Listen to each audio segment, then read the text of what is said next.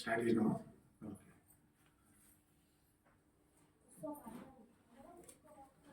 Okay, ప్రారంభిస్తున్నాము. పరిశుద్ధమైన మా పరలోకపు తండ్రి, నీ ఘనమైన నామానికి వందనాలు. ఇదిగో తండ్రి, నేను నూతన సంవత్సరంలోకి మమ్మల్ని అడిగి పెట్టించినందుకు మీరు నిజంగా మేమందరం కృతజ్ఞతలు చెల్లించాలి తండ్రి.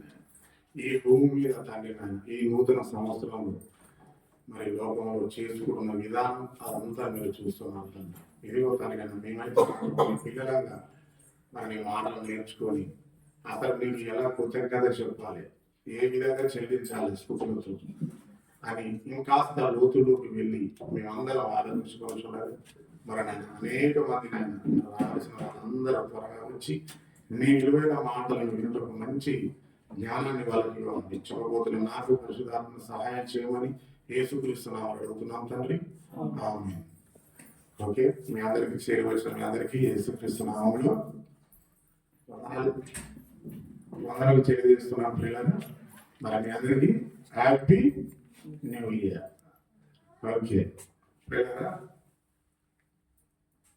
ఈ సందర్భంలో ఈ హ్యాపీ న్యూ ఇయర్లో ఏ చర్చికి వెళ్ళినా, ఎక్కడ క్రైస్తవులు మీటింగ్ పెట్టినా మాట్లాడాల్సిన మాటలు ఏందని చెప్పాలంటే అంత ఇదే. దేవునికి కృతజ్ఞత చెప్పాలి, దేవునికి కృతజ్ఞత చెప్పాలి. అంతకుముందు ఏమైనా చేసినటువంటి పొరపాట్లు ఉంటే మానుకోవాలి. నూతనంగా దేవుని కొరకు బ్రతుకుటకు మంచిగా మారాలి. ఇలాంటి ఆలోచనలు కలిగేది ప్రతి ఒక్కరూ మాట్లాడతారు, కానీ మాట్లాడిన మనిషి ఎంతవరకు ఉండగలుగుతున్నాడు, ఎంతవరకు నిలపగలుగుతున్నాడు? మనం అంతకుముందుకు 2023లో కూడా మనం ఒప్పుకున్నవి ఎన్నో ఉన్నాయి. మనకి నిజంగా నెరవేర్చిన వారు మనలో ఎవరైనా ఉన్నారు? నాతో పాటు అంత ముందుకు ఒక వ్యక్తి పైన చాడీలు చెప్పము అని మనం అనుకున్నాను. ఇదే చర్చిలో మీరు మోకాలేసి ప్రార్థించారు, నేను సిద్దిపేట చర్చిలో నేను మోకాలేసి ప్రార్థించిన. ఎవరి గురించి నేను చెడుగా మాట్లాడము అన్నా, కానీ మాట్లాడకుండా ఈ ఇయర్ వరకు ఉన్న వాళ్ళు ఎవరైనా వచ్చి పెట్టండి ఉంటే ఓపెన్ ఎత్తేసేయండి ఎవరైనా సరే. నేను ఉన్నా పోయిన సంవత్సరం ఒక మాట చెడుగా నా మూడు ముంట ఒక బూతు కూడా మాట్లాడకుండా నేను ఉండగలను దేవా, నేను క్షమించు అని ఫ్రెష్గా స్నానం చేసి కొత్త బట్టలు వేసుకొని ఆరాధనకు వచ్చి అన్న మాటలు ఈ సంవత్సరం వరకు నిజంగా నెరవేర్చిన వారు నాతో పాటు ఎవరైనా ఉన్నారు ప్రపంచంలో అయినా సరే? మాట మీద ఎవరు నిలబడండి. అంటే కృతజ్ఞత అన్నది చెప్పడం అనేది ఒక హ్యాపీ న్యూ ఇయర్ లో చెప్పడం కాదు. చెప్పడం ఓకే, ఒప్పుకోవడం మంచిదే, కానీ నిజ జీవితంలో చూపించాలి. ఇప్పుడు యేసుక్రీస్తు గురించి సినిమాలో నటించే ఒక వ్యక్తి అప్పుడు మనం వేషం వేస్తున్నాడు, శిలువలో బలైనట్టు, కొట్టినట్టు, ఆ వెంట్రుకలా పోసినట్టు, రక్తం దాన పోసినట్టు యాక్టింగ్ జరుగుతుంది. ఆ తీసిన వ్యక్తి బయట దేశంలో ఇంగ్లీష్ వాళ్ళకే తీసిన సినిమా తీసిన వ్యక్తి నటించాడు. నటించిన వేషం అయిపోయిన తర్వాత మళ్ళీ ఏం చేస్తాడు? అతను వెంటనే వెళ్ళి మళ్ళా మంచి విస్కీ బ్రాండ్ తాగుతాడు. మళ్ళా ఉదయం మళ్ళీ సినిమా షార్ట్ అనేది మళ్ళీ యేసు ప్రభు లాగా మళ్ళీ ఇంటికి వేసుకోవడం, ఆయన కూరగాయలతో కొట్టించుకోవడం, ఇవన్నీ జరుగుతుంది. అంటే మన జీవితం కూడా ఎలా ఉందని చెప్పాలంటే ఒక హ్యాపీ న్యూ ఇయర్ అనేదాన్ని ఇక్కడికి రాగానే అన్ని తప్పులు ఒప్పుకోవడం దేవుని దగ్గర, కానీ మన బయట దేవుని గురించి దేవునికి తెలియదా? మానవుని సృష్టించింది దేవుడే కనుక నువ్వు వేసే వేషాలు, నువ్వు వేసే నటన మొత్తం దేవునికి టోటల్గా తెలుసు. ఇక్కడికి వచ్చి మాట్లాడుతున్నా నేను కూడా నేనంటే ఏందో దేవునికి కూడా తెలుసు. అంటే ఇలా ఉండకూడదు. మనం సర్వసత్యములోకి వచ్చిన మనమంతా సర్వసత్యంలోకి వచ్చిన మనమంతా కృతజ్ఞత అన్నది చెప్పామా దాన్ని నిలబెట్టి చూపించాలి. సమాజంలో నిలబెట్టి చూపించాలా ఉంది. చాలా మంది ఇదే కృతజ్ఞత చెప్పడం తర్వాత మర్చిపోవడం, చెప్పడం మర్చిపోవడం, కానీ ఒక్కరు కూడా దాన్ని నెరవేర్చలేకపోతున్నారు. నిజంగా ఇలాంటివి చూసి మనుషుల గురించి నిజంగా పౌలు గారు తిమోతికి రాస్తూ ఒక మాట అంటాడు. నిజంగా ఎందుకంటే మనుషులు ఇలాంటి వాళ్ళు కూడా ఉంటారా అంటే జాగ్రత్త తిమోతి, ఇవ్వ నీకు ఒక విషయాన్ని నీకు రాస్తున్నాను, చాలా జాగ్రత్త.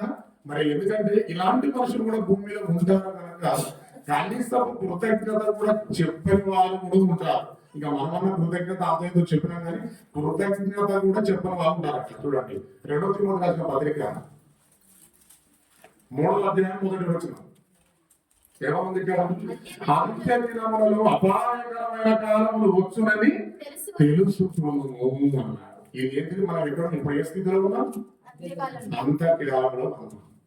అంటే మనం మన యూనివర్సిటీలో ఏ పాంప్లెట్ ఏదైనా ఏముంటది? అంతకాలపు పిలుపు చివరి గడియ. అంటే మనం అంతకాలంలోనే ఉన్నాం. ఏమంటుంది ఇక్కడ? అంత్య దినములలో అపాయకరమైన కాలములు వచ్చునని తెలుసుకోవము. ఎలాగనగా మనుషులు స్వార్థ ప్రియులు అన్నాడు. స్వార్థ ప్రియులు, భోజన ప్రియులు అనలేదు. ఏమన్నాడు? స్వార్థ ప్రియులు అన్నాడు. అంటే ఎంత స్వార్థం ఉంటుందంట మనుషులు అంటే చేసిన మేలు కూడా మర్చిపోయే కృతజ్ఞత లేని వారు ఉంటారు. ఎవరైనా ఇబ్బందుల్లో ఉన్నప్పుడు చాలా టైం ఉందని అన్నప్పుడు హెల్ప్ చేశాను, వారు వెంటనే మర్చిపోతుండు. అవసరం కూడా వాడు చేసిన హెల్ప్ ఆ హెల్ప్ ఎవరైనా చేస్తారు అన్నమాట, త్వరగా వదిలేస్తున్నాం అన్నమాట. చేసిన సహాయాన్ని కూడా మర్చిపోయే మనుషులు కూడా ఉంటారు అన్నమాట. ఈ దినాలు ఏమో ధనాపేక్షలు.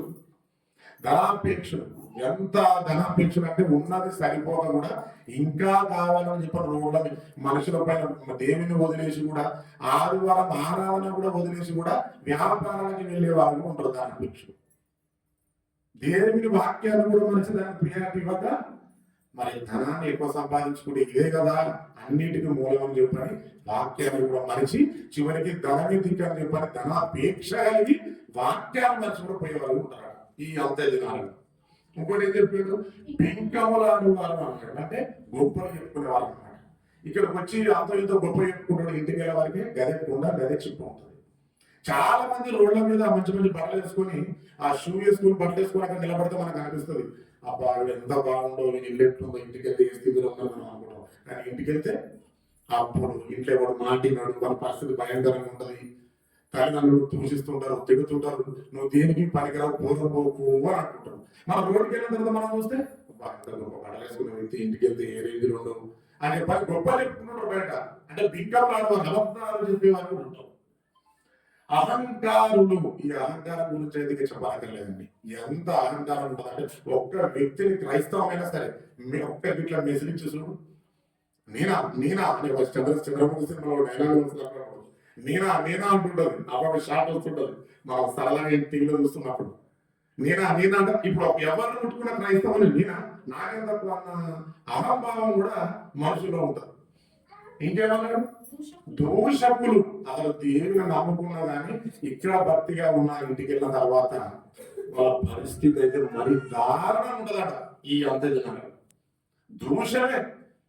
ఇక్కడికి వెళ్ళి గొప్ప మాటలు మాట్లాడిన నేను అన్ఫాస్టెంట్ లా ఎక్కడో ఒక దగ్గర మీరే విశ్వాసులైన మీరే నా భయంకరమైనటువంటి నా వాక్చాతుర్యం, నా భాష నేను తిరుగుతుంటే చేస్తుంటే మీరు నిజంగా చూశారంటూ అమ్మ బాబోయ్ రావు నా నాన్నకు వచ్చి గొప్ప మాటలు చెప్తున్నప్పుడు మేము అనుకున్నాం ఇంటికాడ అసలు ఎంత పర్ఫెక్ట్ ఉంటాడో, బయట కూడా ఎంత నోరు కాస్తూ ఉంటాడో అమ్మవారి గురించి మాకు తెలిసిపోయింది. అంటే ఇక్కడ కనిపించిన ఎక్కడో దగ్గర దూషకులు అంటే భక్తిలో నిలకడలేదన్నమాట. ఇంకేమన్నాడు? తల్లిదండ్రులకు అవిధేయులు. చివరిగా మనం ఇదే పాడుతున్నారు, కృతజ్ఞత లేని వారు. అంటే తల్లిదండ్రులకు కూడా అవిధేయులు. అంటే తల్లిదండ్రులు కూడా అవిధేయులు ఎలా ఉంటారు అంటే తల్లిదండ్రులను కూడా గౌరవించే వారు ఉంటారు. అవును కదా? తల్లిదండ్రులు ఉన్నవారు కూడా గౌరవించిన పరిస్థితికి వచ్చింది ఈ అపాయకరమైన దినాలు. కృతజ్ఞత. తల్లిదండ్రులు నీరు నాకేమిచ్చాం, నాకేం సంపాదించాం, జన్మనిచ్చి నాకే గొప్పగా తల్లిదండ్రులు మనకి భూమి మీద జన్మనిచ్చి నువ్వు ఏదో రోగంలో ఉన్నప్పుడు ఆ తల్లిదండ్రులు పాలించి హాస్పిటల్ తీసుకెళ్లి నేను గొప్పగా చేసి ఈ భూమి మీద తల్లిదండ్రులు కాపుదలలో ఎలాంటి చెడుది నా కుమారునికి అంటొద్దని ఒక తల్లిదండ్రులు మరి చల్ల గాలి వస్తుంటే చెవులకు నోరుకు మరి ఎలాంటి ఇబ్బంది కలగకూడదు అని చెప్పని మరి వాళ్ళు ఎంత జాగ్రత్తగా చూసుకుంటారు అందరిని. అలాంటి తల్లిదండ్రులను పెరిగిన తర్వాత కుమారులు ఏమంటారు తెలుసా? మమ్మల్ని ఏం చూసుకున్నావు, నువ్వు ఇచ్చిందేంటి మాకు ఇచ్చేది ఏమి ఇచ్చినావు మాకు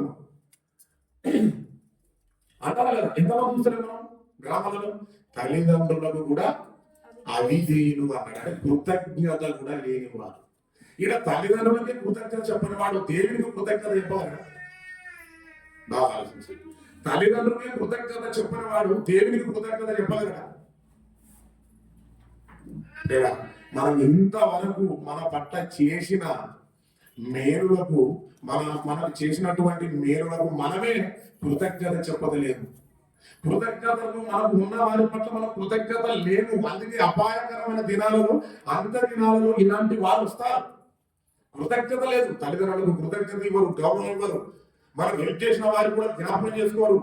వీరినే జ్ఞాపకం చేసుకున్న వ్యక్తి మన పరలోకంలో ఉన్న తండ్రి. భూమి మీద నువ్వు రావటానికి గాలి అవసరం, నీరు అవసరం, ప్రకృతిలో ప్రతిదీ అవసరం. నువ్వు చివరికి నీ తల్లిదండ్రులు గర్భంలో నుంచి నువ్వు బయటికి రావాలి అంటే ఆయన ఆనాది సంకల్పంలో ఉన్నావు. మనమంతా మనం ఇప్పుడు వచ్చామంటే ఈ తరంలో ఎప్పుడు ఆలోచన ఉన్నామో తెలుసా? మనమంతా దేవునికి సృష్టి పుట్టక ముందే ఆయనలో మనము ఉన్నాం. అప్పుడు ఆయన ఆలోచనలో ఉన్న మనిషి తరతరాలు దాటుకుంటూ తల్లి గర్భంలో ద్వారా భూమికి ఈ తరంలో మనం పుట్టిన వాళ్ళు. ఇంత లోతులోకి వెళ్తాడు మనిషి. ఇంత లోతులోకి వెళ్ళిన వాడు తల్లిదండ్రులను గౌరవిస్తాడు, కృతజ్ఞత కలిగి ఉంటాడు.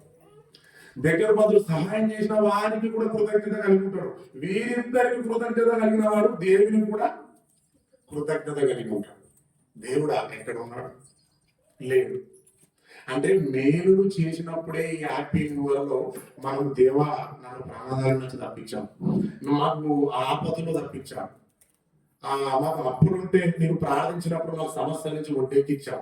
ఇవన్నీ హ్యాపీ న్యూ ఇయర్ చెప్తాం మేలు జరిగినప్పుడే. మరి కీడు జరిగినప్పుడు, మేలు జరిగినప్పుడు చెప్పిన మన కృతజ్ఞత, కీడు జరిగినప్పుడు కూడా ఉండాలా కృతజ్ఞత? ఎవరైనా కీడు జరిగినప్పుడు కృతజ్ఞత చెప్పాలి. మనం అనుకుంటాం మాటల్లో మాట్లాడుతుండదు అన్నా కానీ వాస్తవానికి కీడు జరిగినప్పుడు అసలు కృతజ్ఞత ఎవరైనా చెప్పగలరా? ఆ సిచ్యువేషన్ ఎలా ఉంటుందండి? భయంకరంగా ఉంటుంది. మాటతో ఏముంది అనగలడు కృతజ్ఞత, కీడులో ఉన్న కృతజ్ఞత చెప్పగలరు అని మాటల్లో ఉంటుంది. కానీ నీ ఇంట్లో కనుక నీకు జరిగితే నీ ఆ కీడుకు నువ్వు దేవునికి కృతజ్ఞత చెప్పగలరా అంటే బైబిల్లో ఉన్నారు. కీడు జరిగిన కృతజ్ఞత చెప్పగలిగిన వ్యక్తి మనకు తెలుసు ఎవరు? నిజంగా ఎంతటి పరిస్థితి. మనం అనుకుంటాం మేలు జరిగినప్పుడే మనం కృతజ్ఞత చెప్పిన దేవుడు ఆపిన వల్ల మనం వెళ్ళాలి స్నానం చేసేయాలి. ఈ సంవత్సరంలో మనకు ఆపదలు, ఇబ్బందులు, సమస్యలు, కుటుంబాన్ని కాపాడాడు. ఓకే, చేసాడు మేలు చేసిండు కనుక నీకు ఇచ్చిన కృతజ్ఞత చెప్పినావు. ఇప్పుడు కీడు జరిగినప్పుడు కూడా ఈ ఇయర్ లో నువ్వు దేవుని నమ్ముకున్న తర్వాత, దేవుని రక్షణలో వచ్చిన తర్వాత నీ ఇంటికి నా ఇంటికి మరి కీడు జరిగితే కృతజ్ఞత చెప్పావా? ఏం కృతజ్ఞత? ఈ సంవత్సరం దేవుని నమ్ముకున్న తర్వాత అసలు పంట పొలం వేస్తే పంట పొలంలో లాభం రాలేదు, ఆ కూలీలకు, ఆ ట్రాక్టర్కు, వాటికే సరిపోయింది. ఇంకా అవసరం అంటే సాగుకారులు ఇచ్చిన వడ్డే మీద పడింది. ఇక కృతజ్ఞత మనం చెప్పగలం సంతోషం. అంటే మనం సంతోషంగా ఉండి లాభాలు వస్తే మాత్రం దేవునికి కృతజ్ఞత చెప్తాం. మన నష్టం కలిగితే, ఇంట్లో శవం వేస్తే ఇప్పుడు కృతజ్ఞత చెప్పగలం. నాకు అనిపిస్తుంది ఒకసారి కాకపోతే ఇద్దరు నిజంగా వాళ్ళ ఫ్యామిలీకి ఇద్దరు కొడుకులు ఉన్నారు. వాళ్ళు నిజంగా ఎవరికైనా కొన్ని ఆశలు ఉంటాయి. మగవాళ్ళుగా పుట్టినప్పుడు ఎంత సంతోషపడరు వాళ్ళు. ఎవరైనా సరే ఇద్దరు ముగ్గురు బిడ్డలు పుట్టిన తర్వాత ఒక కొడుకు పుట్టిన ఎంతో ఆనందంగా ఉంటారు. అలాంటి వాళ్ళు ఫస్ట్ ఎక్కువ వాళ్ళు ఎంత హ్యాపీగా ఫీల్ అయిపోయారో నిజంగా. కానీ ఎదుగుదలలో అవయవాల లోపం వచ్చేసరికి వాళ్ళు ఎంత బాధపడుతుంటారో, దినం ఎంత బాధనో. అది ఆ ఇంట్లో వచ్చింది కనుక మనం ఏదో సరిది చెప్పే ప్రయత్నం చేస్తున్నాం.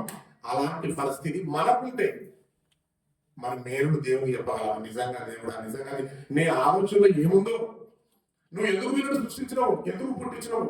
బైబిల్లో యేసుకున్న కాలంలో గుడ్డివారు పుట్టారు, సమస్తాన్ని పుట్టించారు. వారు నీ మహిమ కొరకే పుట్టించుకున్నారు. మరి వీరు కూడా నీ మహిమ కొరకే పుట్టారు. వీరి ద్వారా మరి ఏం చూపించాలనుకుంటున్నావు అని ఒకవేళ వాళ్ళంతా నిజంగా అనుకున్నాను, వాళ్ళ కృతజ్ఞతగా వాళ్ళు నిజంగా చెప్పిననుకో తల్లిదండ్రులు, నిజంగా హ్యాపీ న్యూ ఇయర్ అండి. నిజంగా దేవుడికి నిజంగా అది కృతజ్ఞత. కానీ అలాంటి సమస్య వాళ్ళు బాగా కలవచ్చు, సహజం. అవయవాల రూపాలతో పుట్టిన కుమారుడు తల్లిదండ్రుల ఎత్తైపోయి సమాజంలో నలుగురితో పాటు వ్యాపారం చేసి సువార్తలు ప్రకటించి దేవుని గ్రామాలు దేవుని పల్లెల్లో తిరుగుతూ అందరూ తిరుగుతున్నాడు. నా పిల్లలు కూడా తిరిగి ఇంటికి వచ్చి మా ఇంటికి ఇద్దరు ఒక కోడలు వచ్చి ఒక కుటుంబం ఆడంబరంగా ఉంచుకుందామని వాళ్ళకి లేదు ఆశ. సహజంగా అందరికీ ఉంటుంది, మరి వాళ్ళకు కూడా ఉంది. మరి అది జరగడం లేదు. వాళ్ళు ఎంత చింతుందో ఎంత బాగుందో మనం వెళ్ళి చెప్తాం ఈజీగా, పర్లేదే మీరు నిజంగా అదృష్టవంతులు ఇసులు పుట్టడం పుట్టిన తర్వాత మీరు నిజంగా మీరు పరదేశం పోతారని మనం చెప్తున్నాం. కానీ మరి వాళ్ళ ఆశని అలాంటి ఇబ్బంది మన కుటుంబంలో పుట్టుంటే మనం ఆ స్థితిలోనే వాళ్ళు బాగున్నారు. నిజంగా చాలా మంది చిన్న కీడు జరుగుతూ కూడా దేవుని దూషించే వాళ్ళు చాలా మంది ఉన్నారు. ఒక వ్యాపారం చేస్తే నస్తే ఏం దేవుళ్ళు అని చెప్పి పర్వాలేదా? మా డాడీ అయితే ఇప్పటికీ దేవుడు ఎదుగుతాడండి, మీరు అంతరం లేకుండా మా డాడీ ఏం దేవుడు ఏం దేవుడు ఏమో మీరు పోతారేమో అని చెప్పాను. అంటే ఆయన చేస్తున్న వ్యాపారంలో ఆయన చేస్తున్న ఏదో నష్టపడేసరికి ఏమవుతుందంటే ఈ నెల దేవుని నమ్ముకొని మాకు ఏం ఫలితం లేదు అని అనుకుంటుంటాడు మా డాడీ. ఒకసారి ఆయన అసలు చర్చికి రాడు, ఆయన దేవుని నా కుటుంబం అంతా రక్షపడింది, మా డాడీ మాత్రం నమ్మడు. చర్చికి పోతే మాత్రం ఫ్రీ వదిలేస్తాడు, పోండి మీరు సువార్త ప్రకటించుకోండి, వాక్యం ప్రకటించుకోండి, ఏదైనా చేసుకోండి. కానీ ఆయన చేస్తున్న వ్యాపారం ఏదైనా జరిగిందనుకో వెంటనే దేవుడు అని చెప్పి సడన్గా అలాంటప్పుడు ఒక అవయవాల లోపాలతో పుట్టిన కుటుంబంలో వాళ్ళు ఇంతవరకు ఒక్క మాట అనకపోయి ఒకవేళ ఉంటే నిజంగా వాళ్ళంతా గొప్పలేదండి. ఒక్క మాట కూడా హృదయం అందు కూడా ఎందుకయ్యా ఇలాంటి పిల్లలు నాకు ఇచ్చిన ఇట్లా తల బాగున్నట్టయితే నిజంగా చెప్తున్నా అలా అనకుండి ఉన్నారనుకో నిజంగా హ్యాపీనే కదా. దేవునికి కృతజ్ఞత అన్నమాట. అది దేవుడు వీళ్ళ ద్వారా ఏం చేయించాలనుకుంటున్నారు. కానీ కీడు జరిగినప్పుడు మరి కృతజ్ఞత చెప్పిందంటే యోగు ఎంత గొప్ప చూడండి సార్. యోగు 1:18 వచ్చిన యోగు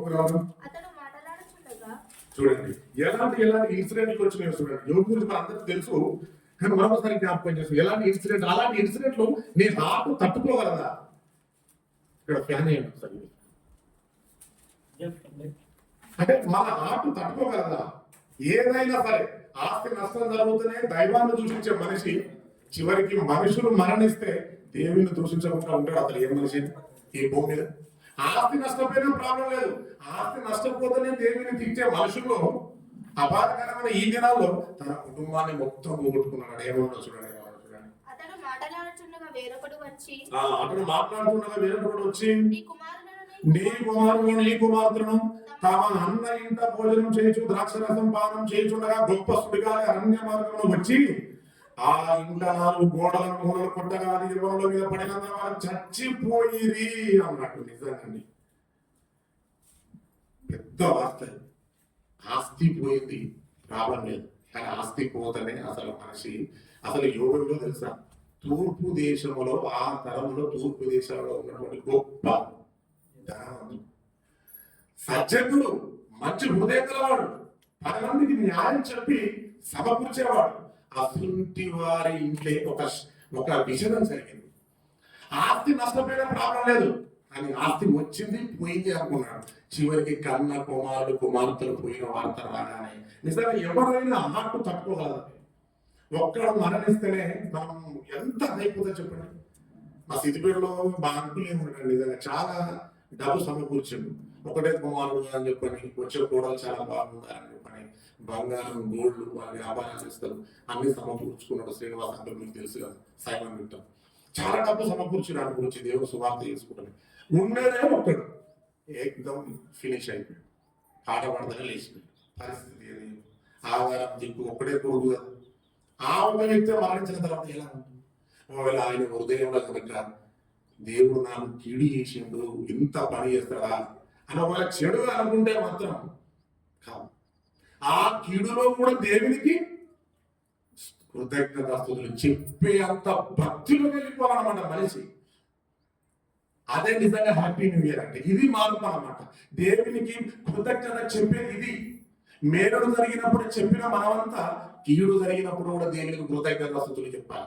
ఏమన్నా చూడండి 20వ వచనంలో అప్పుడు యోబు లేచి తన పై వస్త్రములు చింపుకున్నాడు, తల వెంట్రుకలు గొరిగించుకున్నాడు. పిచ్చి లేచిపోతుంది, ఇక కుటుంబం మొత్తం అయింది కదా, పిచ్చి లేచిపోతుంది. గొరిగించుకొని నేల మీద కష్టపడి నమస్కారం చేసి ఇట్లా అన్నమాట, నేను నా తల్లి గర్భం నుండి దిగంబరిని వచ్చి దిగంబరిని అక్కడికి తిరిగి వెళ్ళదాను. యెహోవా ఇచ్చిన యెహోవా తీసుకొని పోయిన యెహోవా నామమునకు స్తుతి కలుగును గాక అన్నాడు. అంటే కృతజ్ఞత అన్నది మనిషి మరణించిన తర్వాత కృతజ్ఞత కలిగి చెప్పేంత సామర్థ్యత యోగులో ఉందంటే ఎంత ఆశ్చర్యం అది నిజంగా. అలాంటిది మనకు ఉంటుందా? ఇంతవరకు గత సంవత్సరం అంతా కాపాడిన నా దేవా నీకు నిజంగా కృతజ్ఞతలు అన్నాను. మన ఇంట్లో అప్పులు కావచ్చు, మనుషుల్లో కావచ్చు, ఎలాంటి విషయాలు జరగలేదు కాబట్టి మనం హ్యాపీగా కృతజ్ఞత చెప్పాం. మరి మన ఇంట్లో ఒక విషయం జరుగుతుంది, ఒక శవం లేస్తే బాధతో ఇలా వచ్చి ఏం దేవుడు ఏమో ఉన్నొక్కనే లేకపోయాను, ఇట్లా జరగాలన్నా ఉన్నడే ఒక కొడుకు దేవుని తెలియదు, ఉన్న ఒక్క కొడుకు లేకపోతున్నా ఇలాంటి మాట అనుకుంటా ఉండడం ఉన్నారా? ఖచ్చితంగానే ఉంటారు. బయటికి చెప్పారు కానీ ఖచ్చితంగానే ఉంటారు. దానికి కావాలంటే గొప్పగా కావాలది ఏంటిది? దేవుడు నీతో ఉన్నాడని నువ్వు మనసులో అనుకోవాలంటే దానికి వాక్యం ఉండాలి నీలో గొప్పగా. నీ హృదయంలో గొప్ప వాక్యం ఉన్నట్టయితే నీకు పుట్టిన మనిషి మరణించిపోతాడు, నేను కూడా తిరిగి అక్కడికి వెళ్ళాలన్న సంగతి ప్రతి వ్యక్తికి అర్థమైతే ఇంట్లో శవం వేసినా సరే బాధ ఉంటుందొచ్చు. కానీ నిజం చెప్పిన పిల్లలు ధైర్యంగా ఇలా అన్నమాట వాక్యం ఉన్న వ్యక్తి. ఎలా దేవుడిచ్చాడు, దేవుడు తీసుకుపోయాడు, కృతజ్ఞతలు. మీరు నమ్మదమ్మ లేకపోతే ఒక విషయాన్ని నిజాన్ని చెప్తాను. జాన్సన్ విక్టర్ మరణించి చచ్చిపోయాడు నిజంగానే. సిద్ధిపేట నుంచి ఉంటున్న కారు వేసుకుని 15 మంది ఉంటాడు. ఆల్మోస్ట్ ప్రసంగాన్ని అందరికి ఫోన్ చేసి ఎవరు రాకూడదన్న అలాంటి సమాధి అయిపోయినారు. మేము ఆల్రెడీ అశ్వరపేట ఆంధ్ర బాటలో తాగినాం, నైట్ దాబాలో డిన్నర్ చేస్తున్నాం. ఏమైనా సరే వచ్చినా పోవాలనుకున్నాం. పోయిన తర్వాత ప్రసన్న బాబా కలిసినాం. నాన్న మీరు ఎందుకు వచ్చింది తమ్ముడు? చనిపోయిండు, అయిపోయింది, కేవలం డెడ్ బాడీ చూడడానికి గంత దూరం నుంచి మీరు రావాలి, ఒరిజినల్ వెళ్ళిపోయింది కదా. సింపుల్ గా మాట్లాడిందండి నిజంగా ప్రసన్న బాబునే. నాకు అప్పుడు అనిపించింది ఏంద్రా బాబు ఇది, తన సొంత అక్కనిచ్చాడు బావ చనిపోతే ఎంత బాగుంటుందని నాకు ఏమైపోవాలి, నా పిల్లలు ఏమైపోవాలని ఆలోచన. ఏం మాట్లాడకుండా డెడ్ బాడీ కూడా మీకు ఇంత దూరం ఎందుకు వచ్చింది నాన్న? అయ్యో మీరు ప్రార్థిస్తే వెళ్ళిపోయి తొందరగా వెళ్ళి మీరు చాలా దూరం లేదు, అయిపోయింది కదా, నాకు ఈ డెడ్ బాడీ మీకు ఎంత దూరం రావాలన్నా, ఒరిజినల్ వెళ్ళిపోయింది. ఆయన ఎక్కడికి వెళ్ళిండు అసలు? దేవుని దగ్గరికి వెళ్ళిండు. స్తోత్రం. మస్తు సేవ చేసిండు, స్వార్థ ప్రకటించాడు, పాఠం రాశాడు, దునియా మొత్తం తిరిగిండు. అవునా? ఇంత చేసిన వ్యక్తి దేవుడు తీసుకెళ్ళిండు. ఇప్పుడు దానికి సింపుల్ గా మాట్లాడి అప్పుడు అనుకున్నాను, అబ్బా ఇంత వాక్యం అసలు ఉండాలి. ఇంట్లో శవం లేచిన దాని దేవునికి కృతజ్ఞతాస్తుతులు చెప్పేంత సామర్థ్యత మన హృదయంలో ఉండాలి అంటే కేవలం వాక్యం అనేది సాధ్యం. లేకపోతే ఖచ్చితంగా మనిషి పిచ్చోడైపోతాడు, మందులు తాగుతాడు, పిచ్చోడైపోతాడు, నాకు ఎవరు అంటాడు, దేవుణ్ణి ఇష్టం వచ్చినట్టు తిరుగుతాడు మనిషి. అదే దేవుని వాక్యం నీలో ఉంటే దేవునికి కృతజ్ఞతాస్తుతులు ఆయన ఇచ్చిన ఆయననే అంటే ఇచ్చిన దేవుణ్ణి ఎలా కృతజ్ఞత చెప్తున్నా చూసాం ఇక్కడ. అసలు ఆయనగా పుట్టిరా పిల్లలు? నువ్వు నేను అనుకుంటా పుట్టిరా? పిల్లలు లేని వారు ఎంతో మంది ఉన్నారు భూమి మీద తల్లిదండ్రులు. ఎన్ని హాస్పిటల్ దగ్గర పిల్లలు అయితే లేరు. చివరికి ఏమైతుంది? దేవుడు ఇచ్చే టైంలోనే ఇస్తుంది. యోహాను బాప్తిసం ఇచ్చిన వృత్తులు అయినా ఇచ్చినాడు అంటే ఎలిజబెత్కు అంటే చిట్ట చివరిలో ఇచ్చిండు. మరి అంత ముందుకు వాళ్ళు ఆయన యాజకత్వాన్ని మనిషి దేవుని ఎప్పుడైనా దూషించినట్టుగా మనం బైబిల్లో రాయబడిందా? రాయబడలేదు. ఇచ్చేంత వరకు వెయిట్ చేసి, ఎందుకంటే మరణించి కానుకనే అది. నువ్వు గర్భఫలం యెహోవా ఇచ్చు, ఆయన ఇవ్వాలన్న కాన్సెప్ట్ నీలో ఉంటే ఇది మన వలన అయ్యేది కాదు కదా. ఒక బొమ్మను తయారు చేసుకోగలం, దానికి మనిషిని మరణించి కాలేదు కదా, అది దేవుడు ఇవ్వాలి. కానీ ఈ కాన్సెప్ట్ మనలో అర్థమైతే ఇంట్లో కీడు జరిగిన మేలు జరిగిన దేవునికి కృతజ్ఞతాస్తుతులు చెల్లిస్తాం. నిజంగా ఇంకో మాట నుండి తెస్సలోనికీయులకు రాసిన పత్రిక 5వ అధ్యాయం 16వ వచనం. మొదటి తెస్సలోనికీయులకు రాసిన పత్రిక ప్రతి విషయమందును కృతజ్ఞతాస్తుతులు చెల్లించుడి. ఇలాగు చేయుట యేసుక్రీస్తునందు మీ విషయాలలో దేవుని చిత్తము. కీడు జరిగిన మేలు జరిగిన ప్రతి విషయంలో మనం ఏం చెప్పాలంట? యేసుక్రీస్తునందు కృతజ్ఞతలు చెప్పాలి దేవునికి. యేసుక్రీస్తునందు అది మేలు జరగని కీడు జరగని. Happy new year. చర్చికి వచ్చిన తర్వాత ఈ సంవత్సరంలో మన వ్యాపారంలో బాగాలేదు, కుటుంబంలో మనుషులు కోల్పోయినా ఆయన దేవునికి స్తోత్రములు, కృతజ్ఞతాస్తుతులు. ఇలా చెల్లించాలి. మేలుడు పొందిన వారంతా కృతజ్ఞతాస్తుతులే చెప్తున్నారు. నీ పట్ల సహాయం చేసిన మనుషులను మరిచి కృతజ్ఞతలు చెప్పడం లేదు మనిషి ఈరోజు. కానీ కీడు జరిగిన దేవునికి కృతజ్ఞతాస్తుతులు చెల్లించాలి. నిజంగా అసలు భూమి మీద మానవుడు భూమి మీద పుట్టించినందుకు దావీదు గారు ఎలా చెప్పడం తెలుసా కృతజ్ఞతాస్తుతులు. ఇప్పుడు మనం ఇప్పటిదాకా ఆస్తి గురించి మాట్లాడుకున్నాం, వాటి గురించి మాట్లాడుకున్నాం. కానీ మానవ జన్మ భూమి మీద దేవుడు పుట్టించినందుకు దావీదు గారు ఎంత కృతజ్ఞతాస్తుతులు చెల్లించాడు. అటువంటి కీర్తన గ్రంథం 139, కీర్తన గ్రంథం 139, 139 కీర్తన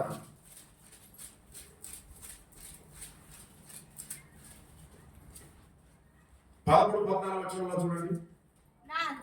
నా అంతరంద్రియములను నీవే కలగజేసితివి, నా తల్లి గర్భమందు నన్ను నిర్మించిన వాడను నీవే. నీవు నన్ను కలగజేసిన విధము చూడగా భయము ఆశ్చర్యం నాకు పుట్టుచున్నది. చూడండి ఇక్కడ అంటున్నాడు, అందును బట్టి నేను నీకు కృతజ్ఞతాస్తుతులు చెల్లించుచున్నాను. అసలు నువ్వు భూమి మీదకి వచ్చిన తర్వాతనే కదా నువ్వు డబ్బు సంపాదించాలని ఆలోచన కూడా. అసలు నీ జన్మ జరగలగా అసలు భూమి మీదకి జన్మనే జరగలేనప్పుడు నువ్వు భూమిలో డబ్బు ఎలా సంపాదించగలవు? నువ్వు ఏదైనా ఏం చేయగలవు? మొట్టమొదటిగా రావాలి అంటే దేవుడు మానవుని భూమి మీదకి పంపించే దేవుడే మొట్టమొదటగా మన స్థానాన్ని గుర్తించిన దావీదు దేవునికి కృతజ్ఞతాస్తుతులు చెల్లిస్తున్నాడు. ఇక్కడ అసలు తల్లి గర్భంలో ఒక నీటి బిందువుగా ఉన్న నేను ఒక గొప్ప ఆకారాన్ని, ముక్కు స్థాయిలో ముక్కు, నోరు స్థాయిలో నోరు, శరీరంలో ఉన్న ప్రతి అవయవం ఎక్కడ ఉంచాలన్నది అది నీ ఇష్ట ప్రకారంగా జరిగింది కానీ నా ఇష్ట ప్రకారం జరగలేదు. అసలు నువ్వు తయారు చేసే విధానం చూడగా నాకు ఆశ్చర్యం భయం కలుగుతుంది కనుక అసలు మొట్టమొదటి కృతజ్ఞతాస్తుతులు నిజంగా చెల్లించాలి. అవునా? చెల్లించాలా అవుతా? నిజంగా దావీదు గారికి దేవుడు జన్మనిచ్చినందుకే దేవునికి అంత కృతజ్ఞతాస్తుతులు చెల్లిస్తే మరి దావీదు గారు జీవితంలో ఆయనకు ఎన్ని ఒడిదుడుకులు కలిగినాయి. ఆయన పుట్టిన తర్వాత మరి గొర్రె కాపరిగా ఉన్న తర్వాత ఇశ్రాయేలు ఫిలిస్తీన్ యుద్ధంలో గొలియాతు వచ్చి భారీ ఆధారం ఉన్నాడు. ఆయన ఏం చేశాడు? యుద్ధం యెహోవాదే అన్నాడు. ఎవరన్నాడు? మీరన్నాడు అన్నాడు. యుద్ధం ఎవరన్నాడు? యెహోవాదే అన్నాడు. జన్మనిచ్చింది ఎవరు? దేవుడు. కృతజ్ఞతాస్తుతులు చెల్లించాడు. యుద్ధం యెహోవాదే అన్నాడు. చిన్న పిల్లగాడు గొలియాతుని చంపాడు. గొలియాతుని చంపిన తర్వాత అతను సౌలుకి ఏమైనా అక్కడ ఏమైనా గౌరవం ఉందా రాజుగా? ఏం లేదు. ఎక్కడ వచ్చిన రాజు పేరు, ఎక్కడ వచ్చిన రాజు పేరు. రాజు అయినటువంటి స్థానంలో ఉన్న సౌలుకు గొప్ప పేరు లేదు. కానీ దావీదుకు మాత్రం గొలియాతుని చంపేందుకు మారుమూల గ్రామాలు మొత్తం మొగిపోయింది. దావీదుకు ఎనిమిది సౌలుకు వీరు. ఆ పేరు చూసి తట్టుకోలేక దావీదుని ఎన్నిసార్లు చంపాలని చూశాడు? ఎవరు? సౌలు. ఈయనకు దేవుడు చెప్పిన మాట వినక ఈయనలో నుంచి ఆత్మను దేవుడు తీసేసి దురాత్మను పంపించి పిచ్చి పట్టివాడిగా ఉన్నప్పుడు దావీదే సంగీతాన్ని వాయించినప్పుడు ఆయన వాయించే సంగీతానికి, ఆ మ్యూజిక్ కి లోను ఉన్నటువంటి ఆత్మ ప్రేరేపిస్తున్న ఆత్మని మర్చిపోయేంత విధంగా ఆయన సంగీతాన్ని వాయించేది అన్నమాట. ఎవరు? దావీదు. ఆత్మ పట్టినప్పుట్ల వెళ్ళి దావీదుని పిలిపించడం, వీణ వాయించడం. వీణ వాయించినప్పుట్ల ఈ నొప్పిని మర్చిపోయి పిచ్చి పిచ్చిగా వెరివెరిగా మాట్లాడుతున్న మాటలను మర్చిపోయి ఆ సంగీతాన్ని ఇలా పీస్లోకి వెళ్ళిపోయేది అన్నమాట. ఎవరు? అంటే అంత గొప్ప వ్యక్తి. కానీ చంపాలని చూస్తున్నటువంటి వ్యక్తికి కూడా ఎవరైనా చంపాలనుకున్న వ్యక్తి దగ్గర తెలిసి కూడా వాళ్ళంటున్నారు. ఎవరైనా అక్కడ ఉద్యోగం చేస్తారా? ఎవరు? చంపాలని చూస్తున్నటువంటి సౌలు దగ్గర కూడా దావీదు ఉన్నాడు అంటే కారణం అంటే గొలియాతును చంపిన దావీదు సౌలు చంపాడు. ఎందుకు బట్టి ఆగిండు?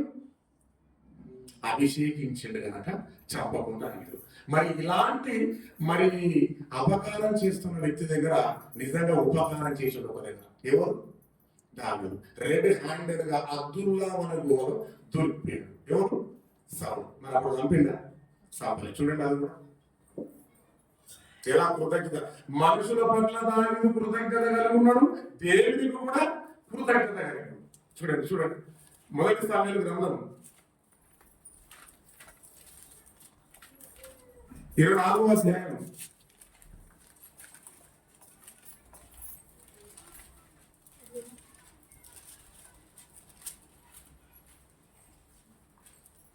24వ అధ్యాయం 17-18 చూడండి.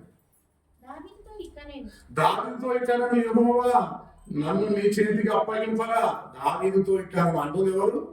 సౌలు.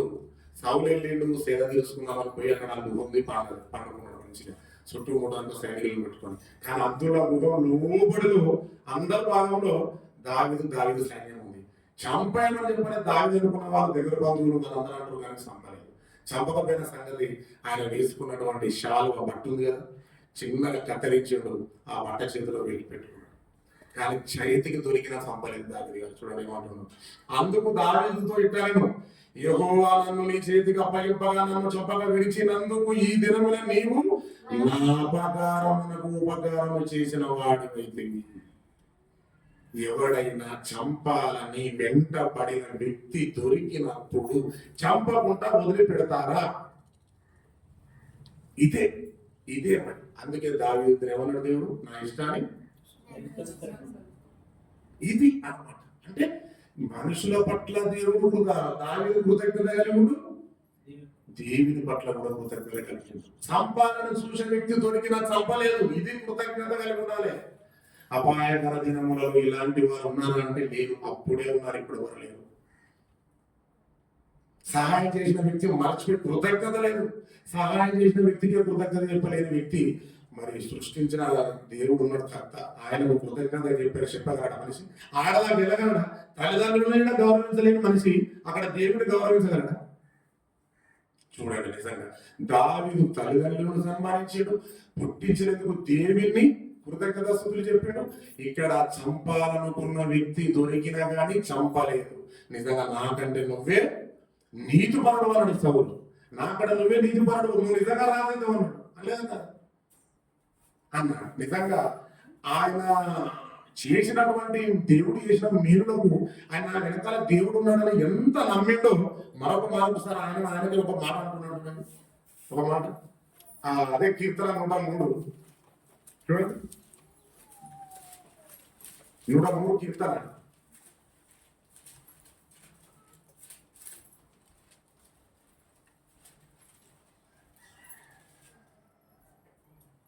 మొదటి వచనం నుంచి 2వ వచనం చూడండి. నా ప్రాణమా యెహోవాను సన్నతించుము. తాను ఉన్న ప్రాణంతో చెప్పుకుంటుండో సన్నతించుము.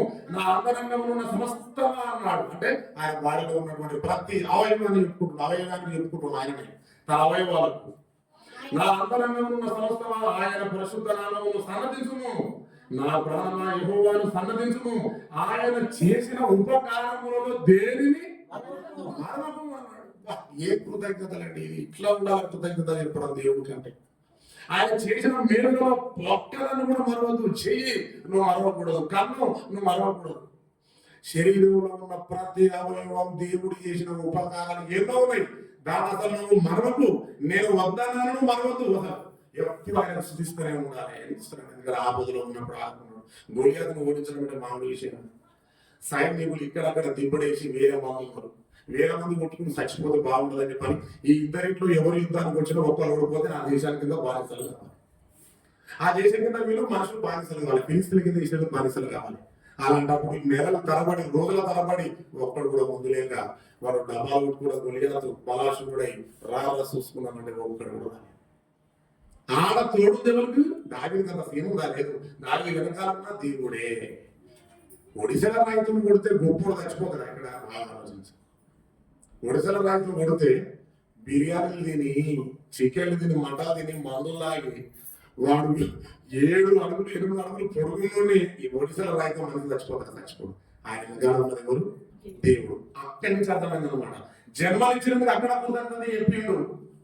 ప్రతి విషయంలో దావీదుకు తోడుగా ఉన్నాడు కనుక ప్రతి విషయంలో ఆపదలో ఉన్నప్పుడు శత్రువు సైన్యాలు వచ్చి దావీదును సంపాదనకున్నాయి కనుక ప్రతి విషయంలో దావీదుకు హెల్ప్ చేయని సందర్భం అంటూ దేవుడు లేదు. ప్రతి విషయంలో సహాయం చేసిన దాన్ని అంటున్నాడు. ఇక్కడ ఆయన చేసిన ఉపకారంలో దేనిని మరవకున్నాడు. ఇంకో విషయం తెలుసా? ఇంకోటి సౌలు దగ్గర సౌలు కుమారుని పేరేంది? యోనాతాను.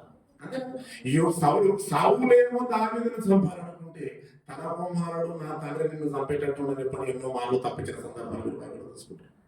ఎవరైనా అలా చేయగలరు? ఒక తండ్రికి రావాల్సిన కొడుకు నా తండ్రి ఏం చేస్తే కుమారుడు అది చేయాలి. నెక్స్ట్ సింహాసనం ఎక్కేది నేను. కానీ యువత ఇంత మంచిగా తెలుసా, నిజంగా ధన గర్వం లేదు, మా డాడీ రాజు అన్న గర్వం లేదు, ఏది లేదు. దావీదు మంచితనాన్ని చూసి ఎన్నో మార్లు దావీదును చంపాలనుకున్నప్పుడు ప్రతి సమాచారాన్ని అందించిన వ్యక్తి ఎవరు? యోనాతాను. కానీ ఒక రోజు ఫిలిస్తీన్ ఇశ్రాయేలు యుద్ధం జరుగుతున్నప్పుడు వాళ్ళు చచ్చిపోతారు. తెలుసా? చచ్చిపోతారు. యోనాతాను చచ్చిపోతారు. పాపం ఎంత స్నేహితులు అంటే నిజంగా ఫ్రెండ్షిప్ డే రోజు నిజంగా వారి గురించి మాట్లాడుకోవాలనుకున్నాను. ఆ సందర్భంలో ఫ్రెండ్షిప్ డే రోజు ఇదే రావాలని మనం మాట్లాడుకున్నాం. ఫ్రెండ్షిప్ డే అంటే ప్రపంచంలో ఎవరు లేరండి. దావీదు ఎంత ఫ్రెండ్స్ అంటే నిజంగా అంత ఫ్రెండ్స్, అంత గొప్ప ఫ్రెండ్. మరి సౌలు యోనాతాను చచ్చిపోయిన తర్వాత దావీదు రాజు ఎక్కిన తర్వాత నాకు మేలు చేసినటువంటి ఆ యోనాతాను కుటుంబానికి నేను ఏదో ఏదో ఏదో చేయాలనుకున్నాను. నిజమండి, నిజంగా నేర్చుకోవాలన్న దావీదు నుంచి అయిపోతుంది. 5-10 minutes ముగించేస్తాను. నాకు మేలు చేసిన వాడు యోనాతాను కుటుంబానికి సౌలు కుటుంబానికి ఏదో చేయాలనుకున్నాను. కానీ అక్కడ ఉన్న ఒక వ్యక్తిని పిలిచాడు. నిజంగా సౌలు కుటుంబంలో అందరూ చంపారా? ఆ ఫిలిస్తీన్లు అందరూ చచ్చిపోయారా? ఎవరైనా బతుకురా అని ఒక వ్యక్తిని పంపించాడు. పంపించిన సౌలు కుటుంబంలో ఎవరైనా బతుకున్నారు ఒకసారి వెరిఫికేషన్ చేయమని పంపించాడు. వెరిఫికేషన్ సామాన్యంగా బతుకున్నాడు. ఎవరు వాళ్ళు అంటే మెఫీబోషెతు. తెలుసా మీకు? మెఫీబోషెతు ఉన్నాడు. ఆయన యుద్ధంలో వెళుతున్నప్పుడు తన దాది సాగుతున్నప్పుడు ఆ ప్రయాణంలో చంపుతున్నప్పుడు యుద్ధం జరుగుతున్నప్పుడు అతను కింద పడి 2 కాళ్ళు విరిగిపోయి కుంటివాడుగా ఉన్నాడు. ఒక్కడ మాత్రం ఉన్నాడు. అన్నాడు, అమ్మయ్యా, నాకు బతుకున్నప్పుడు యువతాను చేసిన మేలుకు నేను నిజంగా ఉపకారం చేసిన వారికి నిజంగా నేను ఉపకారం చేయాలి అని ఆలోచించి చూడండి ఏం చేసాం. చివరి 2 సామ్యుయేలు గ్రంథం 9:1.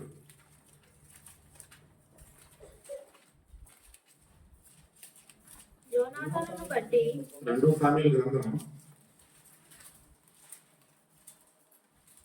9వ అధ్యాయం మొదటి వచనం చూడండి.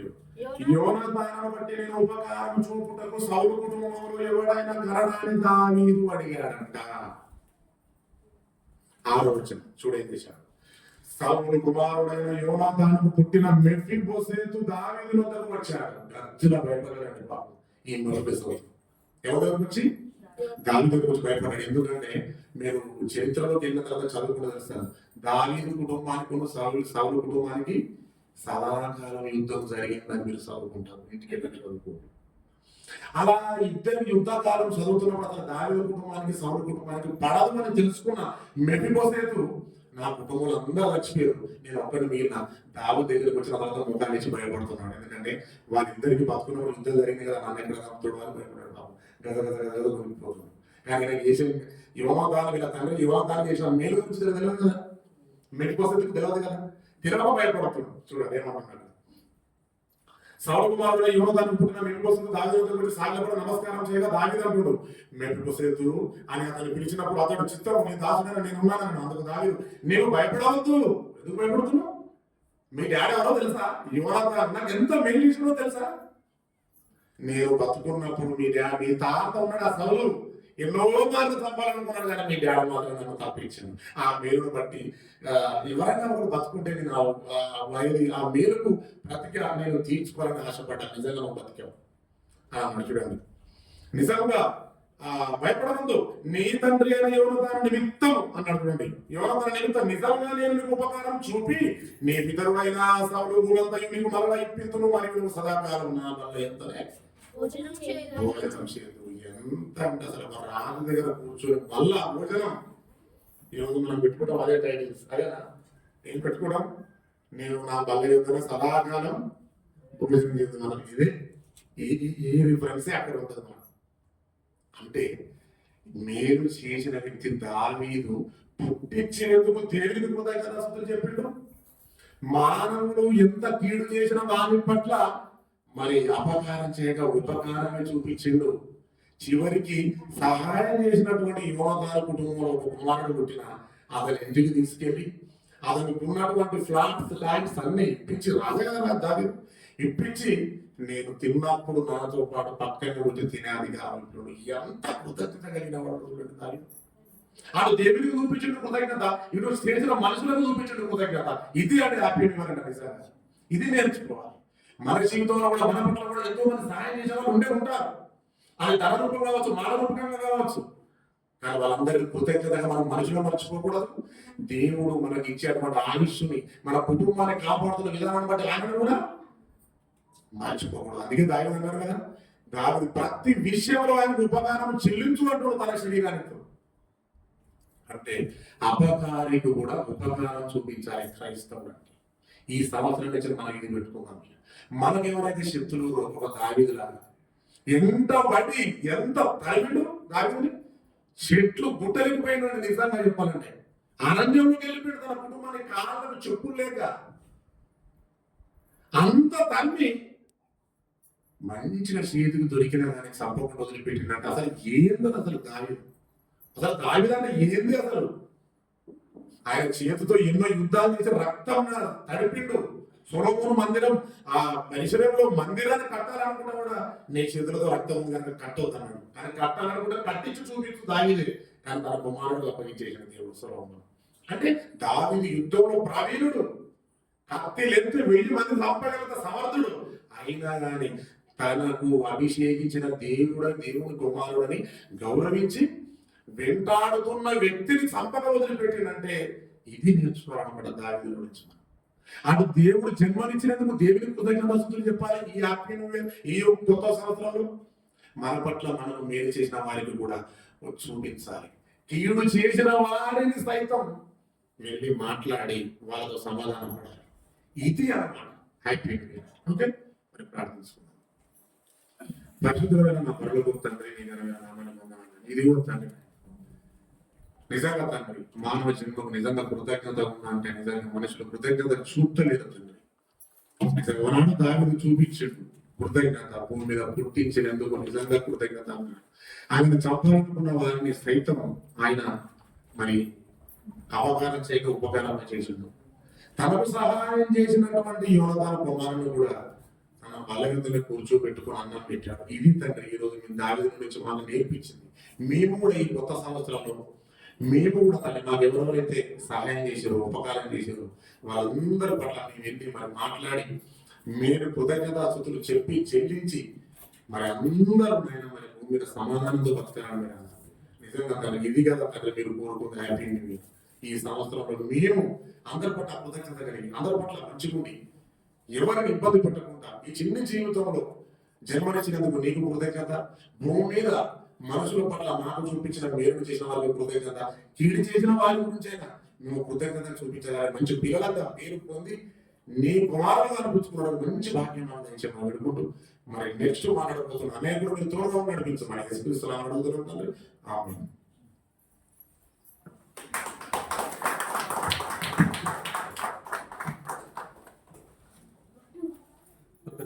దేవుడు నూతన సంవత్సరంగా ఎన్నో మాటలు మాట్లాడిపోయేటువంటి మనగా యోబు గారి జీవితం కానీ దావీదు జీవితం కానీ ఏ విషయంలో వాళ్ళకి ఎన్ని ఇబ్బందులు వచ్చినా ఆత్మహత్య చేసుకునే విధంగా కూడా అంత స్థితిలోకి వచ్చినా కూడా వాళ్ళు చేసుకోకుండా దేవునికి కృతజ్ఞతలు చెప్పడం అంటే చాలా అది ఛాలెంజ్గా కూడుకున్న పని మన వల్ల. ఆ యొక్క 2 దృశ్యాలను మనం దృష్టిలో పెట్టుకొని ఖచ్చితంగా మన జీవితంలో శ్రమ వచ్చినా సుఖం వచ్చినా ప్రతి విషయంలో ఖచ్చితంగా కృతజ్ఞతలు ఖచ్చితంగా చెల్లించాలి. అప్పుడే దేవునికి